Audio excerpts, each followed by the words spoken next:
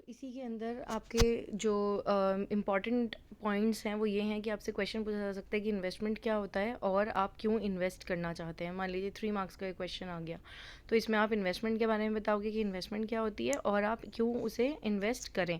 तो आपके 3 रीजंस होते हैं इन्वेस्ट करने के। एक होता है टू अर्न प्रॉफिट या टू अर्न रिटर्न। रिटर्न मतलब जो भी आपके सेविंग करके आपने पैसा लगाया था, इन्वेस्ट किया था, उसके ऊपर आपको कुछ ना कुछ इंटरेस्ट मिलता है। Next is to generate specified sum of money for a specific goal. मतलब कि आपको कोई गोल अचीव करना है, इसीलिए लोग इन्वेस्ट करते हैं। आप भी, हर कोई इसीलिए इन्वेस्ट करता है कि आगे उसको कोई गोल अचीव करना है, तो उस रिटर्न को ऐड करके वो अपना गोल अचीव कर सकता है। And make a provision for an uncertain future. आने वाले समय में अगर किसी भी तरह की कोई प्रॉब्लम्स आती हैं तो उसको सॉर्ट आउट कर सकता है। ऑल्सो इन्फ्लेशन के लिए भी। इन्फ्लेशन का मतलब क्या होता है? इन्फ्लेशन का मतलब होता है पैसे का बढ़ना। तो जो महंगाई हमारे यहाँ बढ़ रही है देश में, उस महंगाई को बीट या मीट करने के लिए हम इन्वेस्टमेंट करते हैं। आज अगर हमारे पास 100 रुपये हैं, उस 100 रुपये की वैल्यू आप ये देखो कि पहले, पिछले 10 साल पहले क्या थी, और आज 100 रुपये की कोई वैल्यू नहीं है। आज 100 रुपये का तो पता ही नहीं लगता, 200-300 की तो सब्ज़ी आ जाती है। तो क्या हो रहा है? महंगाई बढ़ रही है। हमारे पेरेंट्स हमें यही चीज़ बोलते रहते हैं कि बहुत महंगाई बढ़ गई, हमने तो 10 रुपये में, 20 रुपये में इतना सब कुछ कर लिया। मगर आज 10-20 रुपये की कोई वैल्यू नहीं है, ना 100-200 की है। आज तो 1000-1200 की भी कोई वैल्यू नहीं रही है। तो इतनी महंगाई हो गई है। तो ये सारी चीज़ें जो हैं, कॉन्सेप्ट्स हैं आपके। और इन्फ्लेशन की भी डेफिनेशन याद कर लेना, ये भी 1 मार्क में कई बार पूछ लिया जाता है। Next is when to start investing. आप इन्वेस्टिंग कब करना शुरू करें?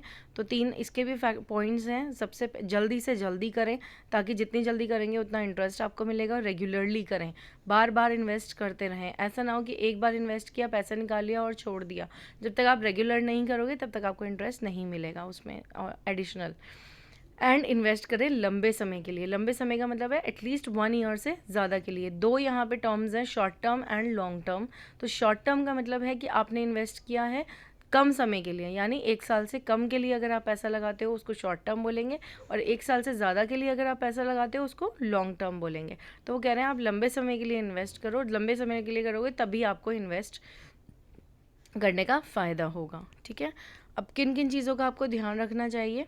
तो किन किन चीज़ों का ध्यान रखना है, कुछ पॉइंट्स हैं इसमें, अप्रॉक्सीमेटली 12 पॉइंट्स हैं। ऑल्दो ज़्यादा से ज़्यादा मैक्सिमम अगर आएगा तो ये 5 मार्क्स का ही आएगा ये क्वेश्चन। ऑल्दो मतलब तो 5 पॉइंट्स आपको इसके याद होने चाहिए।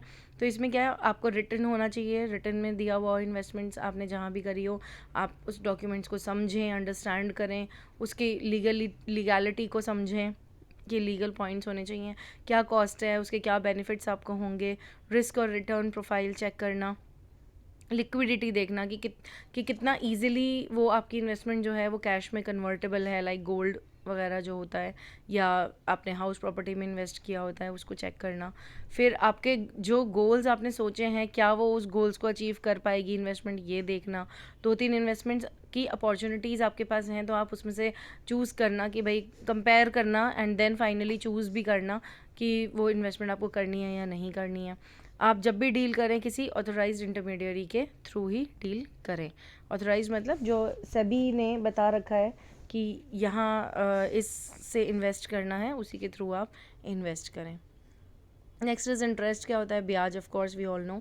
तो जब भी हम कोई पैसा बोरो करते हैं तो सामने वाला एक्सपेक्ट करता है कि हम उसके लिए उसको आपको पैसा इन रिटर्न कुछ प्रोवाइड करें, तो उसी को हम इंटरेस्ट बोलते हैं। वो चार्ज करता है बेसिकली हमसे।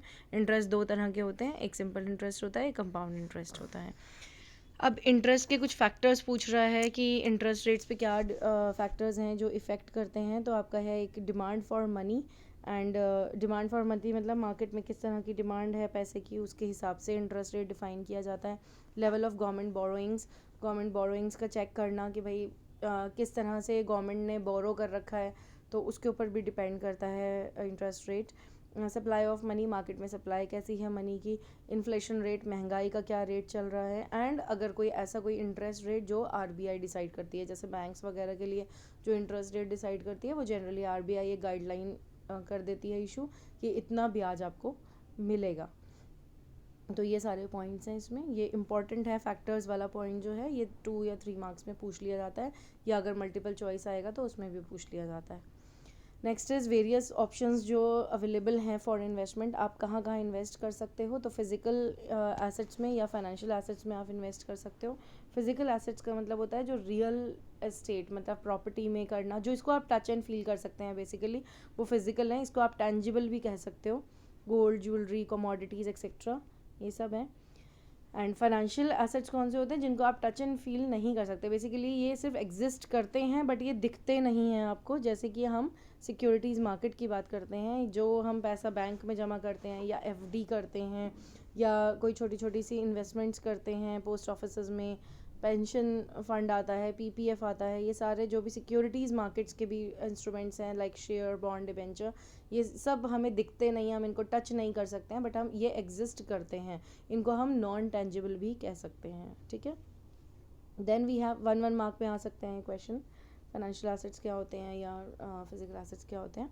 Then we have short term financial option. Short term में आपको 3 ही बता रखे हैं, दैट इज़ सेविंग बैंक आपको शॉर्ट टर्म में बता रखा है। वो कह रहा है कि 1 साल से कम अगर आप इन्वेस्ट करते हो तो आप कहाँ कहाँ कर सकते हो। तो सेविंग बैंक अकाउंट में कर सकते हो। सेविंग बैंक अकाउंट का मतलब हो जाता है 4 to 5% उसमें आपको ब्याज मिलता है अप्रॉक्सीमेटली, और आप पैसा जितने टाइम के लिए भी इन्वेस्ट करोगे उतने टाइम का आपको ब्याज मिल जाएगा। तो वैसे तो सेविंग बैंक शॉर्ट और लॉन्ग दोनों में ही आता है, क्योंकि आप बैंक में पैसा, कई बार ऐसा भी होता है कि आप लंबे समय के लिए रखे रहे हो। कई लोग ऐसे हैं जिनके बैंक अकाउंट्स जो है, हमारे भी इसी तरह के हैं कि 10-10, 15-15 साल हो गए हैं हमारे अकाउंट्स को, चल रहे हैं वो, तो वो लॉन्ग टर्म में भी आते हैं, बट इन्होंने शॉर्ट टर्म में ले रखा है तो आप भी इसको शॉर्ट टर्म में कंसिडर करेंगे। मनी मार्केट और लिक्विड फंड्स, ये मनी मार्केट या लिक्विड फंड्स जो है ये म्यूचुअल फंड्स है बेसिकली। म्यूचुअल फंड्स का मतलब ये होता है कि ये इस तरह के फंड्स होते हैं जो आप म्यूचुअली यानी इकट्ठा करके, बहुत सारे लोग जो हैं वो एक जगह पैसा जमा करते हैं और उस पैसे को आगे फर्दर इन्वेस्ट करके रिटर्न कमाया जाता है, वो है म्यूचुअल फंड। म्यूचुअल फंड की कंपनीज होती हैं, एसेट मैनेजमेंट कंपनी एएमसी के नाम से। आप वो पैसा जो है उनको दे देंगे और फर्दर वो री इन्वेस्ट कर दिया जाएगा आपका पैसा और आपको ब्याज मिल जाएगा उस पर। तो इनका लॉन्ग टर्म में भी आता है, लेकिन ये शॉर्ट टर्म में क्या क्यों कंसिडर करे गए हैं, क्योंकि आप म्यूचुअल फंड में पैसा अगर मैंने फिर वही बोला 1 साल से कम अगर इन्वेस्ट करते हो तो वो मनी मार्केट या लिक्विड फंड के नाम से जाना जाएगा, और अगर आप 1 साल से ज़्यादा इन्वेस्ट करते हो तो वो आपके म्यूचुअल फंड्स में माना जाएगा। Then you have FD with banks.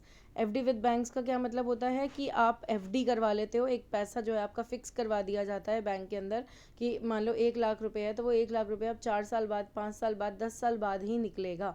तो इसमें भी इन्होंने एफडी का दोनों ही तरह से होता है, 1 साल से कम में भी हो सकती है एफडी और 1 साल से ज़्यादा में भी हो सकती है।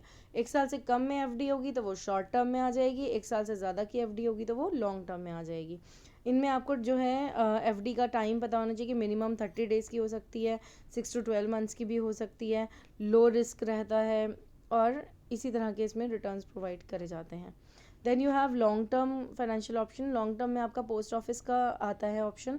वो कह रहे हैं कि मिनिमम आपको 1000 जो है वो करना है। इसके रेट चेक कर लेना, हो सकता है कि न्यू बुक के अंदर रेट चेंज हो गया हो, 1000 का ये शायद 1500 हो गया, आई डोंट नो, एक बार रेट्स चेक कर लेना। मेरे पास पुरानी बुक है तो मैं उसी को ही देख के कंसिडर कर रही हूँ, और हो सकता है इंटरेस्ट रेट भी शायद हो सकता है थोड़ा बहुत चेंज हुआ हो, तो ये चीज़ें देख लेना, बस अमाउंट्स चेक कर लेना कि चेंज तो नहीं हुए, क्योंकि मुझे ऐसा लग रहा है कि मैक्सिमम अमाउंट इसका 4,50,000 एंड 6 लाख की जगह शायद 9 लाख हो गया है। तो एक बार चेक कर लेना आपकी बुक में क्या है कंसिडर करने के लिए, ठीक है। तो बेसिकली पॉइंट ये है कि मिनिमम आपको 1000 रुपीज़ जो हैं वो सबमिट करने होते हैं एवरी ईयर, और आप उसको, उस पैसे को आप मल्टीपल्स ऑफ 1000 में ही इन्वेस्ट करोगे और आपको 8% ब्याज मिलेगा मंथली, मतलब हर महीने आपका ब्याज क्रेडिट हो जाएगा, जितने भी पैसे आपने रखे हुए होंगे तो हर मंथ वो क्रेडिट होता रहेगा ब्याज। मैक्सिमम अमाउंट आप इसका 3 लाख रख सकते हो अगर आप सिंगल उसमें हो तो, और 6 लाख रख सकते हो अगर आप जॉइंट में हो तो, जॉइंट का अकाउंट है तो। और अगर आपने पहले पैसा निकाल लिया तो आपकी डिडक्शन होती है 5% की प्रिंसिपल अमाउंट में से, और बोनस आपका ख़त्म हो जाता है, अदरवाइज़ आपको बोनस भी मिलता है उसके अंदर। पीपीएफ की कंडीशन यही है कि पीपीएफ कहता है कि आपको 15 साल के लिए अपना पैसा जमा करना पड़ेगा, जो भी आप अमाउंट करते हो। 8% इसका भी कंपाउंडेड एनुअली मिलता है, उसका 8% मिलता है मंथली, मतलब हर मंथ क्रेडिट होगा, और इसका 8% मिलता है कंपाउंडेड एनुअली, यानी पूरे साल भर जब ख़त्म हो जाएगा उसके बाद जाके आपको 31 मार्च को ब्याज मिलेगा इकट्ठे। पीपीएफ अकाउंट जो है वो किसी भी नेशनलाइज बैंक में यानी कि गवर्नमेंट बैंक के अंदर बनता है, और आप इसके अंदर अगेन मिनिमम 1000 रुपीज़ सबमिट करते हैं और मैक्सिमम आप इसके अंदर 1,50,000 का सबमिट कर सकते हो। तो ये इनके अमाउंट्स जो हैं वो एक बार आप ज़रूर चेक कर लेना, मैं आपको फिर से बोल रही हूँ, कहीं हो सकता है वो चेंज हुए हैं तो अपडेटेड पॉइंट आपको यूज़ करने हो। कंपनी एफडी, जैसे एफडी हम वैसे कर रहे थे बैंक के साथ कर रहे थे, तो कंपनीज़ के साथ भी हम एफडी बनवा सकते हैं। कंपनी में हमने पैसा दिया और वो पैसा फिक्स हो गया कुछ टाइम के लिए, 1 साल, 10 साल, 5 साल के लिए, और फिर आपको उसके ऊपर ब्याज मिल जाएगा। उसका ब्याज कैसे भी फॉर्म में हो सकता है, क्वार्टरली भी हो सकता है, मंथली भी हो सकता है, सेमी एनुअली भी हो सकता है, एनुअली भी हो सकता है। बेसिकली कहने का मतलब है कि किसी भी तरह से ब्याज आपको मिल सकता है। Next is your bonds. Bonds जो होते हैं आपके वो इस तरह के इंस्ट्रूमेंट्स होते हैं जो दो होते हैं बेसिकली इन आपके, एक बॉन्ड होता है और एक डिबेंचर होता है। बॉन्ड जो होता है वो एक इस तरह का लोन है जो हम गवर्नमेंट कंपनीज़ के लिए करते हैं। गवर्नमेंट कंपनीज़ में हम अपना पैसा जमा करेंगे और वो हमें बॉन्ड इशू कर देते हैं। बॉन्ड एक सर्टिफिकेट होता है और कुछ भी नहीं है, कुछ आपके हाथ में नहीं आ रहा है, it is just a certificate. आपने गवर्नमेंट कंपनीज़ के अंदर पैसा लगाया और वो आपको बॉन्ड इशू कर देते हैं। 3 चीज़ें होती हैं इसमें, principal amount, P into R into T जो आपका होता है बेसिकली वो होता है प्रिंसिपल अमाउंट, आपको रेट ऑफ इंटरेस्ट मिलेगा, एंड टाइम टू मेच्योरिटी, मतलब 2 साल का, 3 साल का, जितने भी साल का आपने बॉन्ड किया है उसके हिसाब से आपको पैसा वापस मिल जाएगा। Next is last is your mutual funds. Mutual funds में ऑलरेडी आपको बता चुकी हूँ इसका कॉन्सेप्ट कि म्यूचुअली हम पैसा इकट्ठा करते हैं और कंपनी के अंदर इन्वेस्ट कर देते हैं, एंड वो फर्दर और बहुत सारी कंपनीज़ के अंदर उसको इन्वेस्ट कर देती हैं। Next is your stock exchange. Stock exchange का मतलब है कि ये एक ऐसा एक्सचेंज है जहाँ पे आप स्टॉक्स को एक्सचेंज करते हैं। स्टॉक्स मतलब शेयर्स को आप एक जगह से दूसरी जगह पे बाय एंड सेल करते हैं। 2 स्टॉक एक्सचेंजेस हैं आपके, NSC and BSc, national stock exchange and Bombay stock exchange. आपको इसकी डेफिनेशन पता होनी चाहिए और किस एक्ट में ये आता है ये पता होना चाहिए। SCRA 1956 एक्ट के अंदर ये आता है। नेक्स्ट इज योर इक्विटी और शेयर। शेयर का मतलब क्या होता है, एक कंपनी अपने कैपिटल के, जो भी उसकी जमा पूंजी होती है उसके बहुत सारे टुकड़े कर देती है। उस टुकड़ों में से जिस टुकड़े में आपने इन्वेस्ट किया होगा यानी किसी बाहर के पर्सन ने इन्वेस्ट किया होगा उसको हम इक्विटी या शेयर कहते हैं। ठीक है, तो आप इन्वेस्ट कर सकते हो, कोई भी इन्वेस्ट कर सकता है उसके अंदर, पब्लिक के अंदर एक तरह से बिल्कुल ओपन होती हैं सारी चीज़ें। Next is your debt instrument. Again debt instrument वही है कि मैंने बोला कि उधारी पे मैंने पैसा दिया है किसी को, तो एक पार्टी दूसरी पार्टी को उधारी पे पैसा देती है और उसमें टर्म्स एंड कंडीशंस डिफाइंड होती हैं, मतलब टर्म टू मेच्योरिटी पहले से पता है, रेट ऑफ इंटरेस्ट पहले से पता है। डेट इंस्ट्रूमेंट वही होते हैं जो आपके बॉन्ड्स और डिबेंचर्स मैंने बताए। बॉन्ड्स गवर्नमेंट कंपनी में इन्वेस्ट करोगे आप, और डिबेंचर्स कहाँ करोगे, प्राइवेट कंपनी में करोगे। सिर्फ यही फ़र्क होता है, अदरवाइज़ दोनों का कॉन्सेप्ट बिल्कुल सेम है। ठीक है, दोनों में ही केस वही आएगा। Then next you have derivative. आप डेरिवेटिव्स में भी पैसा इन्वेस्ट कर सकते हो। डेरिवेटिव्स का मतलब होता है कि आप आपके जो अंडरलाइंग एसेट्स हैं आप उससे वैल्यू डिफ़ाइन करते हो। कहने का मतलब ये है कि एक प्रोडक्ट से दूसरे प्रोडक्ट की वैल्यू डिफ़ाइन की जाती है। जैसे कि कर्ड की वैल्यू जो है वो मिल्क से डिफ़ाइन करी जाएगी। अगर मिल्क का पैसा बढ़ जाएगा तो आपका कर्ड का पैसा ऑटोमेटिकली बढ़ जाएगा। तो कहने का मतलब ये है कि एक एसेट से दूसरे एसेट की वैल्यू डिफ़ाइन की जाती है। ये एक कॉन्ट्रैक्ट होता है जो फ्यूचर के लिए किया जाता है, आज कर लिया। ये कॉन्ट्रैक्ट मैंने और आपके बीच में आज ही कर लिया गया, लेकिन किया किसके लिए गया है, फ्यूचर डेट के लिए। मान लो 3 महीने बाद के लिए मैंने आपसे कह दिया कि मैं आपको 10 रुपये दूंगी, at the rate of 10 rupees मैं आपको मिल्क दूंगी। फॉर एग्जांपल मैंने आपसे ये डिस्कस कर लिया, आज जो रेट है 10 रुपये है फॉर एग्जांपल, और आज के रेट के हिसाब से मैंने कह दिया कि मैं 3 महीने बाद आपसे 10 रुपये पे ही लूँगी। अब रेट 11 हो जाए या 9 हो जाए मुझे उससे कोई फ़र्क नहीं पड़ता, क्योंकि ये मैंने एक कॉन्ट्रैक्ट कर लिया है आपसे। ठीक है, तो इस कॉन्ट्रैक्ट के अंदर कोई और कंडीशन नहीं होगी। हाँ, कुछ और कॉन्ट्रैक्ट्स होते हैं डेरिवेटिव्स के अलग अलग, वो हम डेरिवेटिव चैप्टर में 5th चैप्टर में पढ़ेंगे। देन म्यूचुअल फंड का सेम कॉन्सेप्ट है, रिपीट हो रहा है, I will not go through that. Index क्या होता है? इंडेक्स का मतलब होता है बेसिकली कि ये एक तरह का इंडेक्स, मतलब जो आपकी स्टॉक की बढ़ना और घटना, मूविंग अप एंड डाउन हो रहा है, आपका स्टॉक मार्केट ट्रेंड जो है वो अप एंड डाउन हो रहा है, वो उसके मूवमेंट्स को बताता है, प्राइस मूवमेंट्स को बताता है कि पैसे बढ़ रहे हैं या घट रहे हैं। तो it is a basket of securities जो आपके मूवमेंट्स को बताती है, प्राइस मूवमेंट्स को। डिपॉजिटरी क्या होता है? डिपॉजिटरी एक बैंक है, एक तरह का बैंक है जिसके अंदर हम शेयर्स को डिपॉजिट करते हैं इलेक्ट्रॉनिक फॉर्म में। वो फिज़िकल फॉर्म में नहीं होते हैं, इलेक्ट्रॉनिक फॉर्म में आप शेयर्स को डिपॉजिट करते हो, वो डिपॉजिटरी होता है। और डीमटेरियलाइजेशन क्या होता है? जिसके अंदर आपके फ़िज़िकल सर्टिफिकेट्स जो हैं वो कन्वर्ट हो जाते हैं इलेक्ट्रॉनिक सर्टिफिकेट्स में, तो उसको हम डी मैट कहते हैं। डी मैट मतलब इलेक्ट्रॉनिक फॉर्म हो गया, ऑनलाइन हो गया सब कुछ। और री मैट भी होता है एक, REMA। तो री मैट का मतलब हो गया वापस हो गया, यानी इलेक्ट्रॉनिक से फिजिकल में वापस कन्वर्ट कर लिया। बेसिकली क्या है ये इलेक्ट्रॉनिक फिजिकल, क्या है? सर्टिफिकेट्स हैं। तो अगर आपके पास फिजिकल सर्टिफिकेट्स हैं कि आपने शेयर खरीदा है, तो उसको आप इलेक्ट्रॉनिक करवा सकते हैं और आप ऑनलाइन ट्रेडिंग कर सकते हैं।